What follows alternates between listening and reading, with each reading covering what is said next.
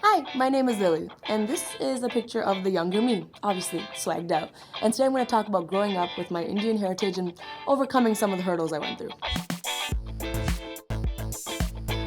Lily is here. Hey, I'm here. I am so excited that you're here because you're so busy. You're all over the place. Your movie just came out. I make time for things that matter. Oh, girl, you are. Tell me more. Tell me more. Now, I do want to talk about you growing up. So, do you mind if we just get right into it? Let's do it. Let's dive right in. Okay, so you're a first-generation Indian Canadian. How did that affect you growing up? Do you have a insecurity that you grew up with? When I was growing up, Toronto's really multicultural and So diverse. great. But if we're being totally honest, which I always am, I am an Indian girl. And so as a kid, I was hairy. Straight up, I was hairy. You know, going through elementary school, I had bushy eyebrows and I had hair on my arms. Yeah. And I remember being really insecure about that because when you're like in grade 5, you don't know about these things, No. about like waxing and doing your eyebrows, you know what I mean? Girl. You're a kid. And so I remember once, I think it was in grade 6 maybe, someone came up to me and there was hair on my arms and she was just like, oh, you have hair on your arms. And I was like, doesn't everybody have hair on their arms? Yes. And I remember for the rest of the year, I wore long sleeves no matter how hot it was. I was so insecure about it. You know, I'm German, and so I had like a really thick blonde mustache. Yeah, and I remember exactly, marrying it and like burning the top of my lip, and my mom being like, "What are you doing?" You know, it's just like those like tiny things that make you so insecure that no one would usually care about, but that one person, if they say something, it Exactly. can affect everything. Growing up, there was this like societal pressure to look a certain way because there was only one standard of beauty. How have you seen that evolve?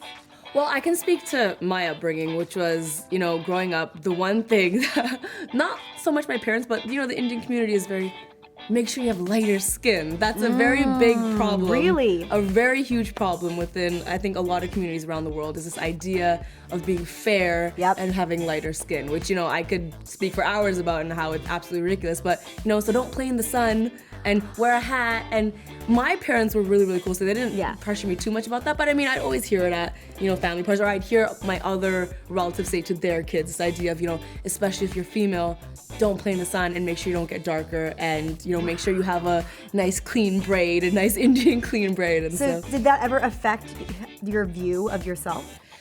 like I said, my parents didn't pressure me so much, so Okay. I've always been, and I'm quite rebellious as a person anyway, so I used to play outside all the time. I was like a huge tomboy, so I was like, I'm gonna play sports and I don't care if it's sunny, I'm gonna do that.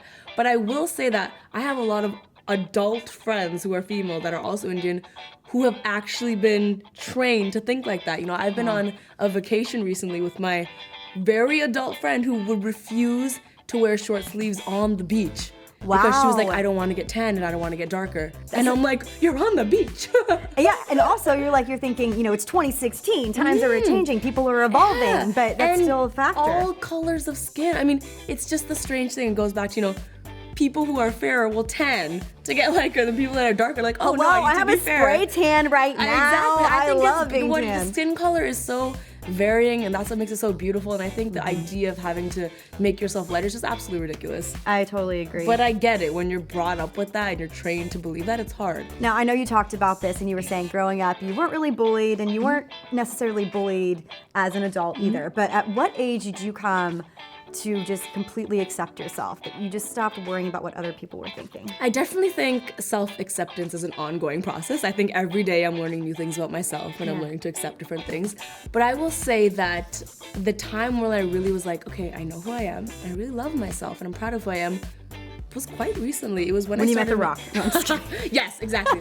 It was when I started making YouTube videos, to be honest. In 2010, I released my first YouTube video, and my journey on YouTube has really helped me discover who I am and what I believe in and what I want to stand for.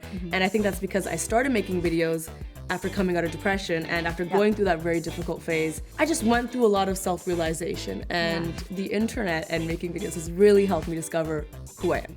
That's amazing, and I think a lot of your fans know that story, but it's so important for our viewers who might not know your story for you to tell them that, so thank you. Yes, of course. I mean, you know, I thought if I could make other people laugh, I could make myself laugh. So that's the motivation behind my YouTube channel. All right, guys, thank you so much for watching. Lily, tell everybody where they can find you. Yes, if you want to check out my videos, and they might make you laugh, youtube.com/Lilly Singh. Okay, and again, your movie? Yes, A Trip to Unicorn Island, just released on YouTube Red. It is the story of my world tour from last year, which was covers 31 cities, 27 shows around the planet. So cool.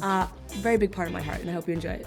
It is amazing. It's such a well-made movie. I was, because you're taking a lot of it on your own camera, right? So it's really fantastic. You guys have to check it out.